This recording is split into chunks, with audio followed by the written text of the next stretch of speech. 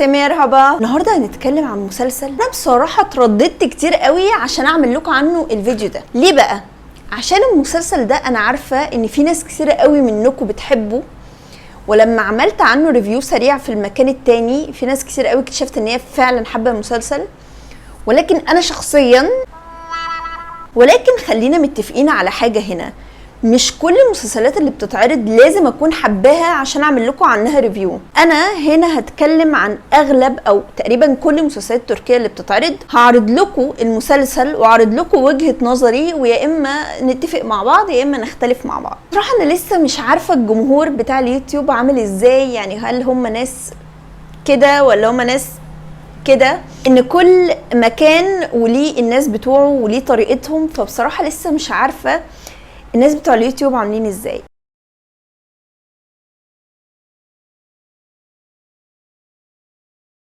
زي ما شفتوا في عنوان الفيديو، النهارده هنتكلم عن مسلسل بير جيجاما صالة اللي هو حكايه ليلى. المسلسل ده يا جماعه قبل ما يتعرض اصلا اتعمل عليه ضجه كبيره قوي، وهقول لكم ليه دلوقتي. بوراك دينيز عنده 33 سنه، والبطله اللي قدامه اللي هي سو بورجو عندها 19 او 20 سنه. قبل كده الاثنين كانوا ممثلين في مسلسل مع بعض، وهي كانت طالعه طفله وهو كان طالع بطل المسلسل، فده كله عمل ضجه وسخريه كبيره قوي. انا بصراحه كنت من اول الناس اللي كتبت في المكان التاني في الستوري عندي، قلت يا جماعه مش هنحكم على المسلسل دلوقتي غير لما يتعرض، ممكن الاتنين يكونوا فعلا مش سن بعض وده عادي جدا، ولكن لما يعملوا مسلسل يطلعوا لايقين على بعض. بجد حصلت كتير قوي يا جماعه، يعني بجد والله العظيم، بس انا مش فاكره دلوقتي، بس دي حصلت كتير قوي في المسلسلات التركيه، ان مش لازم البطل والبطله يبقوا في سن بعض. لكن انا بصراحه لما شفت المسلسل لا، الناس كان عندها حق. هقول لكم رايي في الاخر، بس تعالوا الاول نتكلم عن المسلسل نفسه والقصه عباره عن ايه. قصه المسلسل بتدور عن طفل اسمه ماهر، باباه كان ضابط كبير قوي في الداخليه. من الايام ماهر وباباه ومامته وهم في السوق بيشتروا حاجات، بيجي طفل صغير وبيضرب والد ماهر في نص السوق، بيقع والده ويموت على طول. بعد كده بيكبر ماهر وهو كمان بيدخل كليه الشرطه، وبيبدا في طريق البحث عن مين اللي قتل باباه عشان ياخد طاروا منهم. بالفعل بيكبر وبيعرف مين العيلة اللي قتلت باباه، او مين الشخص اللي في العيلة دي كان متسبب في قتل باباه، وبيضطر يرجع للقرية بتاعته مرة تانية عشان ينتقم من الشخص ده. ولكن وهو ووالدته في طريقه للقرية دي بيقابل بنت اسمها جان فيزي.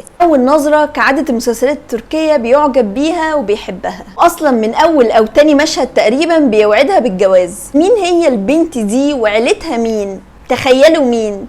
ايوه بالظبط، برضو كعادة اي مسلسل تركي هتطلع دي بنت العيلة اللي هو اصلا جاي ينتقم منها. بس اصلا اللي جاي ينتقم منه واللي كان سبب في قتل باباه زمان هو باباها. كل ده طبعا بيعرفوا مع الوقت بعد ما يكون حبها. اول حاجة، اول ما يقولوا لي بوراك دينيز عامل مسلسل انا بتفرج عليه، لكن انا في رايي الشخصي دايما اقول بوراك دينيز محتاج ممثلة قوية قدامه. انا بحب سو بورجو قوي، وكانت عاملة دور خطير في اخواتي، كنت بحبها، هي كانت اساس المسلسل، لكن في الدور ده كالعادة بوراك كان محتاج ممثلة اقوى من كده. تاني حاجة، انا فعلا زي ما قلت لكم في الاول ما عنديش مشكلة ان ممثلين يكون فرق السن ما بينهم كبير، دي مش مشكلة فعلا، ولكن اللي كان فاصلني واللي كان بيفصلني بجد عن الاحداث والمشاهد ان سو بورجو اصلا وشها بريء جدا. واتفرجتوا عليها في مسلسل اخواتي، هي شبه ما كانتش بتحط اي ميك اب. لاحظتوا في المسلسلات التركية عادة النجوم الاتراك اصلا ان هم ما بيحطوش ميك اب تقيل، لكن فكرة ان انا اشوف سو بورجو 24 ساعة حاطة فول ميك اب،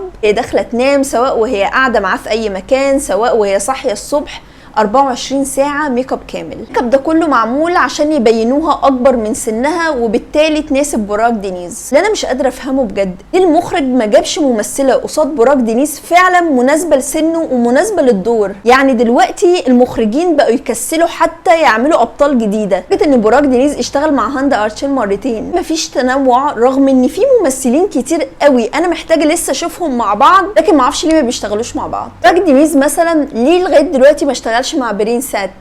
ليه ما اشتغلش مع توبة؟ بقية الابطال لو خدت بالكم ان في ممثلين كبار قوي في المسلسل ده سنا ومقاما وتمثيلا وكل حاجة، ده ممثلين مهمين في تركيا، وهم انا من وجهة نظري اللي شايلين المسلسل. يعني بصراحة هم جايبين فريق عمل متكامل، انا شايفاهم مساعدين براك وسوبر جو كتير قوي. ضمنهم زي ما كنت بقول لكم الممثل الكبير ده. الممثل ده يا جماعه ممثل كبير قوي في تركيا، اشتغل في وادي الذئاب واشتغل في مسلسلات تانية كتير مهمه. زي ما قلت لكم باقي فريق العمل بجد كلهم احسن من بعض، مفيش حد اقدر اقول عليه عمل الدور وحش. لكن لو رجعنا لمضمون القصه، اول حاجه هل القصه جديده؟ لا، القصه مش جديده.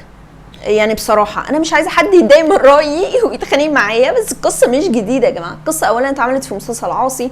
فكره اصلا ان احب بنت الراجل اللي قتل ابويا دي اتعملت كتير قوي، محدش يقول لي ان القصه جديده ارجوكم. فكره ان انا احب البطله من اول او تاني لقطه، خلاص يا جماعه محتاج اشوف قصه بقى، محتاج اشوف احداث. مش عايزه البطل يحب البطله من اول مشهد او تاني مشهد، انا عاوزه اشوف فترة كبيرة لغاية البطل ما يحب البطلة. ده بيفرق معايا في المسلسل بصراحة. يعني انا البطل اللي بيقول للبطلة من اول او تاني حلقة انا بحبك، طب انا استفدت ايه؟ استنى ايه؟ انا هستنى ايه منك دلوقتي؟ هتفضلوا تحبوا في بعض زي الطير في رف، تفضلوا تصالحوا وتتخانقوا تصالحوا. فين عنصر التشويق في الاول ده؟ زمان كان بيحصل كده في مسلسلات كتير قوي، وكنا كلنا نقعد نستنى الحلقة اللي البطل هيقول فيها للبطل انا بحبك. دلوقتي السلام عليكم وعليكم السلام انا بحبك.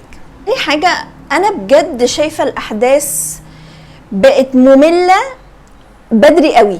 يعني انا حاسة ان المسلسل ده هل هيقدروا يدوني فيه 10 حلقات 20 حلقة 30 حلقة موسم اول وتاني؟ انا بصراحة اشوف انه صعب جدا. وبجد انا هقول لكم حاجة، انا دايما بقارن الفترة دي المسلسلات ببعض.